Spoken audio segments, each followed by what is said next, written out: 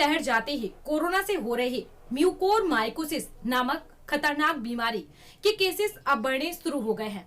इस समय हम सभी को ये जानना बहुत जरूरी है कि ये म्यूकोरमाइकोसिस बीमारी क्या है, इसके लक्षण क्या है, क्या सभी को इस बीमारी से डरने और सावधानी बरतने की आवश्यकता है। तो आइए जानते हैं म्यूकोरमाइकोसिस बीमारी के क्या है लक्षण, क्या है इसके उपचार और संपूर्ण जानकारी हमारे इस प्रोग्राम एक खास मुलाकात में।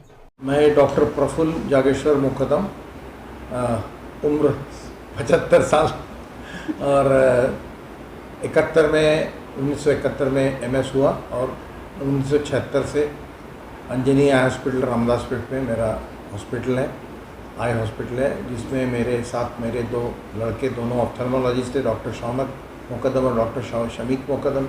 एक बहू है, वो भी आई स्पेशलिस्ट है, श्वेता मुकदम। तो ऐसी इस तरह से हम 3 और मैं 4 यहाँ प्रैक्टिस कर रहे हैं।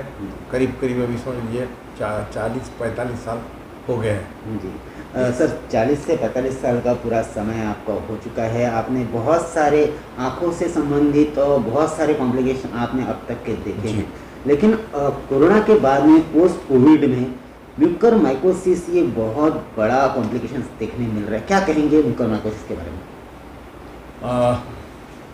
पहले तो यह है कि कोरोना की वजह से म्यूकोरमाइकोसिस एक तरह से फैलते गया, ऐसा मैं कहूँगा।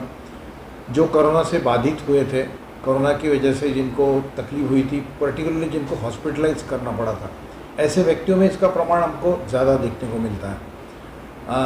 और इसकी जो वजह ये समझी जाती है कि जिनको शुगर है, खास करके ऐसे डायबिटिक लोगों में म्यूकोरमाइकोसिस ज़्यादा पाया जाता है।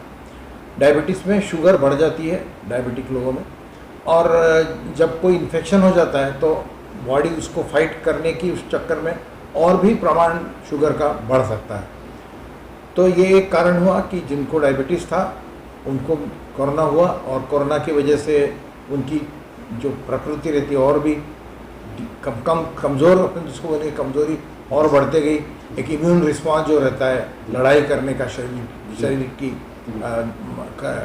जरासीम रहते हैं उनसे फाइट करने की जो क्षमता रहती है वो थोड़ी नेचुरली जैसे कम हो जाती है। और डायबिटिक्स में ये प्रमाण और ज़्यादा इसलिए होता है कि शुगर की लेवल बढ़ी हुई रहती है, उस वजह से कोई भी ऑर्गेनिजम्स शरीर में बड़े तेज़ी से फैलते हैं। तो दूसरा ये था कि कोरोना होने का जो कोविड-19 इन्फेक्शन होता है, शुरू में ये समझा जाता था कि ये चेस्ट में जाके निमोनिया जैसी हालत क्रिएट कर देता है और उस लोगों को श्वास लेने में तकलीफ होती है और सांस लेने में दिक्कत होती है और वो उनकी डेथ हो जाती है। और बाद में जब ये कई लोगों में ऐसी डेथ्स होने लगी कि सांस लेने में से तकलीफ तो थी, और कुछ लोगों को अटैक, सडनली हार्ट अटैक आता था, किसी को सडनली ब्रेन अटैक जिसको अपन कहेंगे पैरालिटिक अटैक आ जाता था, किसी की किडनी डैमेज हो जाती थी और सांस लेने की शिकायत भी रहती थी। तो इन सब की जब ज़्यादा अभ्यास इसका हुआ, कई जगह पर उसके पोस्टमार्टम हुए, इटली में खास करके, और उसका ये नतीजा मिला कि कोरोना सिर्फ ये नहीं करता, खून का जो बहाव है उसमें भी रुकावट डालता है, उसमें भी अड़ंगा डालता है। तो खून की बहाव की जो समस्या निर्माण होने से उसमें खून में बारीक बारीक गुठलियाँ जैसे निर्माण होती हैं, और ये गुठलियाँ प्रवाह खून का बंद कर देती हैं। अब मेरे हृदय को यदि जो ब्लड सप्लाई हृदय को भी चाहिए जीवित रहने के लिए, काम करने के लिए, वो सप्लाई यदि ब्लॉक हो गया तो मुझे हार्ट अटैक आएगा।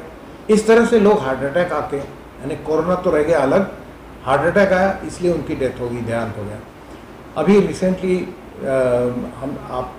इस पर्टिकुलरली ये जो पिछला दौर सेकंड वेव जब आई, उसमें आप देखेंगे ज़्यादातर डेथ्स इस ऐसे कारणों से ज़्यादा हुई है और काफ़ी यंग लोगों की इसमें डेथ हुई। तो मैं ये कहना चाहता था कि खून के प्रवाह में जो रुकावट आती है, उसी प्रकार की रुकावट यदि नाक का जो हमारा सप्लाई है या दांत का मुंह के अंदर की सरफेस जो है उसका, जिसको अपन तालू बोलते हैं, उस एरिया का खून का सप्लाई यदि किसी तरह से ऐसे ही रुक गया, तो जो चलते फिरते हमारे मुंह में, नाक में, सांस लेने में कुछ स्पोर्स रहते हैं म्यूकोरमाइकोसिस के, फाइन, जिसको ये एक प्रकार की फंगस है, बुरशी, जला हम मराठी में इसको बुरशी कहते हैं। तो ये बुरशी का एक प्रकार है, और ये फंगस जो उसके स्पोर्स है वो जाके वहाँ अपना घर बना लेते हैं, और जहाँ भी कोई डेड जगह रही, कोई डेड टिश्यू जिसको अपन बोलते हैं, उस पर अपने बड़े जल्दी वो घर बना लेते हैं। तो खून का बहाव रुक जाना, डायबिटीज़ और वहाँ कहीं डेड एरिया मिल जाना, इस तरह से ये म्यूकरमाइकोसिस के फैलाव वहाँ पे होता है। वहाँ एक बार उन्होंने अपना घर बना लिया, तो जैसे नाक के अंदर बना लिया तो नाक में से खून आने लगेगा, या गले तक जाएगा तो, या जैसे मुंह के अंदर गया तो अंदर की जो पैलेट जिसको तालू बोलते हैं वहाँ पे जाके वहाँ पे अपना वो घर बना लेती है, तो उसमें फिर ब्लैक पैचेस जैसे दिखते हैं। तो जो खास करके दांत के डॉक्टर या दांत में कोई तकलीफ होने लगती है तो व्यक्ति नेचुरली दांत के डॉक्टर की तरफ जाएगा, फिर दांत के डॉक्टर को दिखेगा कि वहाँ पे ऐसा ऐसा प्रॉब्लम है। तो ये जो म्यूकरमाइकोसिस का जो पैच होता है वो फिर दिखते बराबर उसकी ट्रीटमेंट यदि शुरू कर दो तो आगे का रामायण नहीं होगा, आगे वो और फैलेगी नहीं। आपने उसकी तरफ ध्यान नहीं दिया, होगा थोड़ा सा दांत में दर्द है, नहीं ख्याल दिए, किसी के दांत हिलने भी लगते हैं, किसी के दांत दुखने लगते हैं, किसी की जैसे मैंने कहा नाक में से काला काला मटीरियल बाहर आने लगता, फिर भी लोग ध्यान नहीं देते। तो ऐसे केस में फिर वो और फैलते जाता है, तेज़ी से फैलता है। एक बार कि उसने घर बना लिया तो बड़े तेज़ी से वो पसरता है, यहाँ तक कि सीधे सीधे बोन में से भी वो ट्रैवल करके, जो नाक का कंपार्टमेंट अलग है, आँख का कंपार्टमेंट अलग है, मगर आँख के कंपार्टमेंट में भी वो फैल जाता है।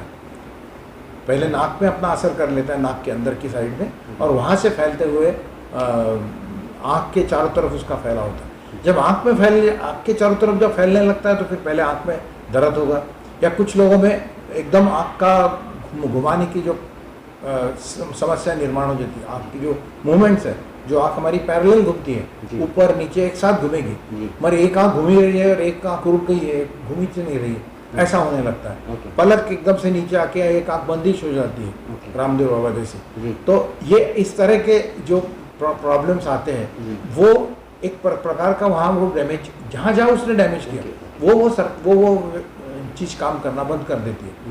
यहाँ तक कि खून, आँख को भी खून का सप्लाई रहता है, तो अंदर की जो नस रहती है जो ब्रेन से जुड़ी रहती है डायरेक्ट, अब उस ब्रेन से आने वाली उस नस को भी जो सप्लाई रहता है वो सप्लाई ब्लॉक हो गया तो आदमी को दिखना ही बंद हो जाता है। तो कई लोगों को ये कंप्लेंट सडनली आई कि हमको दिखना ही बंद हो गया है। तो ये वजह थी म्यूकरमाइकोसिस की वजह से आँख का कम दिखना हो, एक मैनिफेस्टेशन होने लगा। कुछ लोगों की जैसे मैंने बताया आँख की पलक खुलना बंद करना, वो क्रिया बंद हो गई, आँख की जो मूवमेंट्स रहती है वो बंद हो गई, आँख के चारों तरफ दर्द सा होने लगा। अब इसके बावजूद भी आपने कुछ नहीं किया, इसकी ट्रीटमेंट है, जैसे एंटी फंगल जो दवाइयाँ रहती, गोलियाँ भी है, पर गोली जब आपका यहाँ इतना आँख तक यदि वो फैल गया है तो फिर गोलियों की लेके आप वेट करने में कोई मतलब नहीं। उसके लिए एम्फोटेरेसिन बी करके इंजेक्शन आते हैं, वो काफ़ी महंगे रहते हैं, और इंट्रावीनस जिसको हम बोलते हैं नस पे से उनको देना पड़ता है। तो सलाइन की बॉटल में डाल के वो डेली उसका जो डोसेज है 2 या 3 ग्राम्स जो भी उसका लेवल है वो शरीर का लेवल बना रहा तो फिर ये फंगस फंगस को वो नलीफाई करने लगती है। और उसमें देरी हुई तो फिर यही बात नहीं रुकती है। अब एक बार आँख को उसने घेर लिया, आँख भी गई, आँख से दिखना भी बंद हो गया, अब वही म्यूकरमाइकोसिस के जो ऑर्गेनिजम्स है, फंगस है, वो ब्रेन में घुसती है, और एक बार ब्रेन में घुस गई तो भगवान भी नहीं बचा सकता। 3% चांस बचने के रहते, 97% चांस मुक्ति के रहते। तो इसलिए एकदम बहुत ही सावधानी से इसको फेस करना चाहिए। जैसे मैंने शुरू के सिम्टम्स बताए, कुछ मुंह में कुछ तकलीफ होना, दर्द होना, आँख में दर्द होना, दांत में दर्द होना, और या नाक में से खून आना, और फिर आँख से कम दिखने लगना, या आँख के चारों तरफ दर्द होने लगना, या पलक खोलना बंद करना, उसमें दिक्कत आना, इस तरह की कोई भी शिकायत को तरफ ध्यान देना आवश्यक है। और उसके लिए यदि ट्रीटमेंट बराबर लेते गए, उसके लिए नेचुरली एडमिट होना पड़ता है। दूसरा, कई बार कुछ लोगों को इसका ये भी बेनिफिट मिला है कि जो खास करके नाक कान नाक गले के जो डॉक्टर रहते हैं, ईयर नोज थ्रोट सर्जन, जिसको हम एंडोस्कोप बोलते हैं, एंडोस्कोप एक दूरबीन जैसा नाक में से वो नली डाल के वो देखते कहाँ वो ऑर्गेनिज्म दिख रहे हैं, कहाँ वो फंगस जमा हुई है, फिर उसको स्क्रैप करके एक लिटरली उसको खरोच के निकाल लेते हैं। तो ये खैर ऑपरेशन थिएटर में करना पड़ता है, ऐसे बैठे बैठे ओपीडी में नहीं होता है। तो ऑपरेशन थिएटर में एडमिट करके इन केसेस में वो पूरा निकाल लेना पड़ता है। और इसके बावजूद भी जैसा मैंने बताया, यदि आँख तक पहुँच गया और आँख की नज़र ही गई है तो फिर पूरी आँख निकालनी पड़ती है। सिर्फ आँख निकालने से नहीं होता, आँख और उसके चारों तरफ के जो भी स्ट्रक्चर्स है, क्योंकि वो कहाँ कहाँ फैला होगा वो आप बता नहीं सकते, इसलिए पूरा गड्ढा रह जाता है, लिटरली गड्ढा रह जाता है। आँख और उसकी चारों तरफ की सब निकाल के लोगों को वो भी एक डर रहता कि मेरा कैसे, अरे स्वरूप का क्या करोगे, तुम जिंदा रहोगे तो तुम्हारे स्वरूप को कोई मतलब है ना। यदि उसको वहीं नहीं रोका तो वो ब्रेन में जाएगा तो फिर 100% डेथ लिखित है। तो इसलिए इलाज एकदम नहीं है, ऐसा नहीं है, पर टाइम में इलाज करना जरूरी है। आपको हम और भी ऐसी ही जानकारियों से अवगत कराते रहेंगे। इसके लिए आप हमारे चैनल जी टाइम न्यूज को सब्सक्राइब और लाइक जरूर करें। साथ ही आपको लगता है कि यह खबर, ये जानकारी और भी लोगों तक पहुंचना चाहिए, तो कृपया इस खबर को आगे शेयर जरूर करें।